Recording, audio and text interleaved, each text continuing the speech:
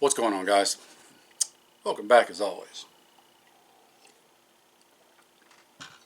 Alright, got a little overview to do for you of something that I've been working on for a long time now.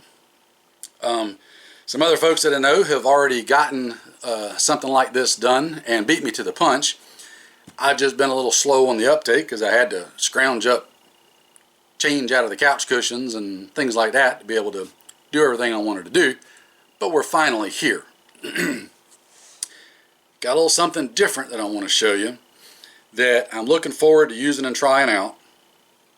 Have some very specific plans and uses for this setup for my purposes and context. Going to show it to you and tell you about it. Maybe it'll fit yours. Maybe it won't. That's up to you. What I've got is this right here that I am affectionately dubbing my Swamp Sniper. Why am I calling it that?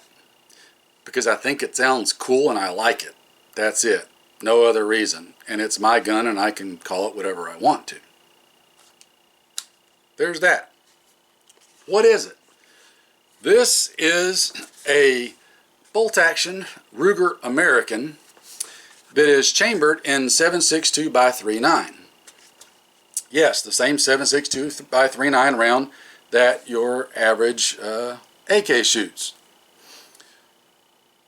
However, there's a couple of little differences. Number one, it normally takes the Ruger Mini 30 mags. I didn't want to have to do that.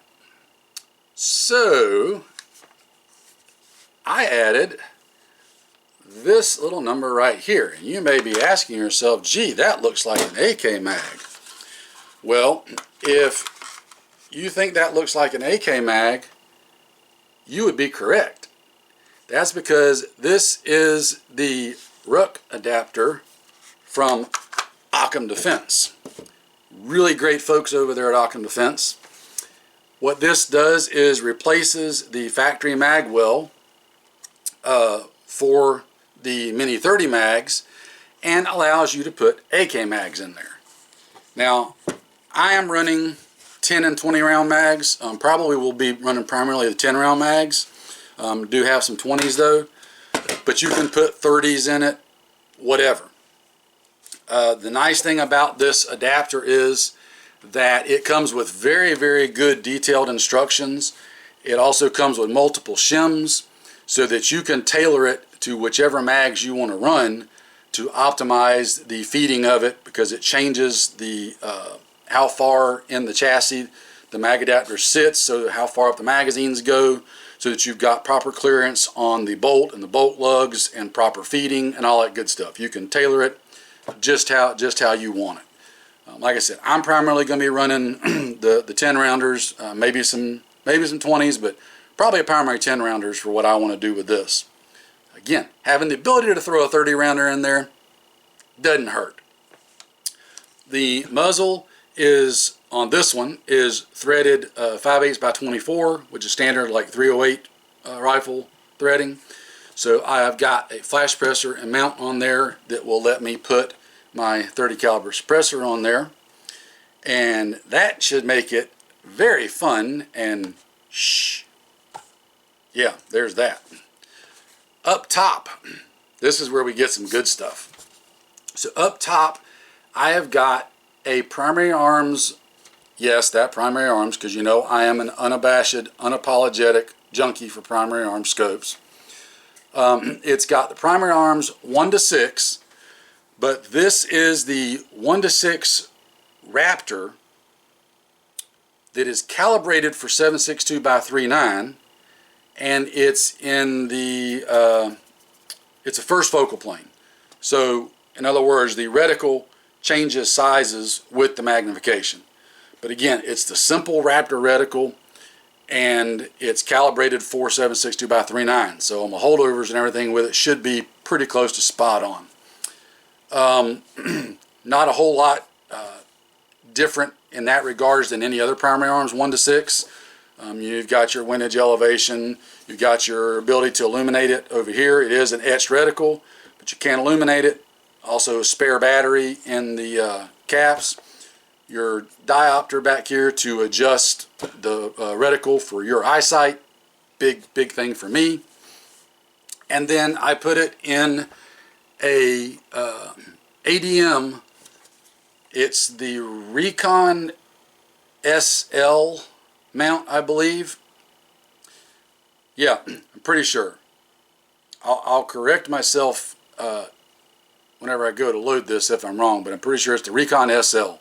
I get some of the nomenclature mixed up sometimes. Old brain.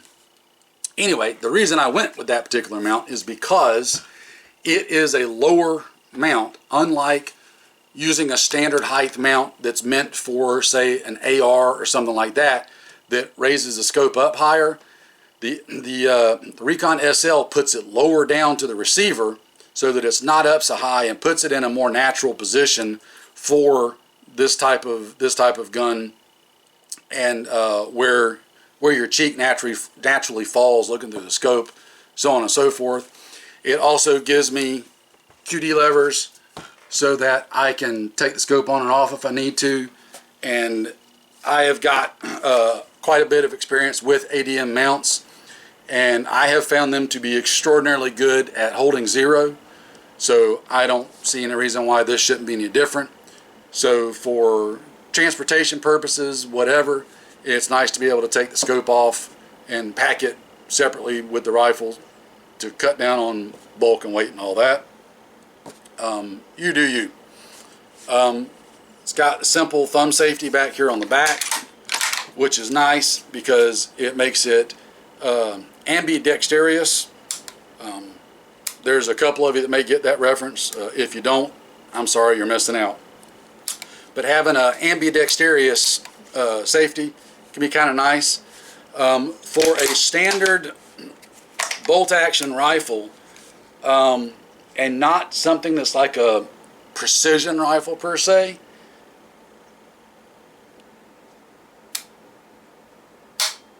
that's got a pretty nice trigger on it. Now, I'm no long-range super sniper or nothing, but I have had a couple of really nice bolt guns in the past with really nice triggers in them, and I'll be honest, this one ranks right up there with it in my opinion. It's a very simple gun. It has a polymer stock. It barrel is free-floated. It is not expensive at all. It's pretty affordable.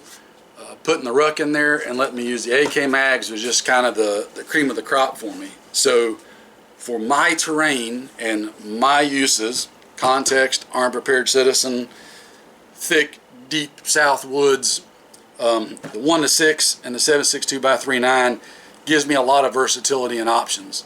It gives me a 30 caliber rifle without the size, weight, cost, expense, recoil, etc. of a 308. And a caliber that I already have on hand, using magazines that I already have on hand. So a lot of good things in that regards.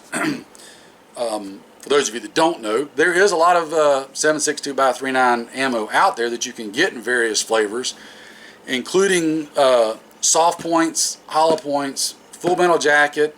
There's subsonic loads, which I am personally looking forward to trying out some of my Defiant Munitions subsonic 7.62x3.9 in this with the suppressor.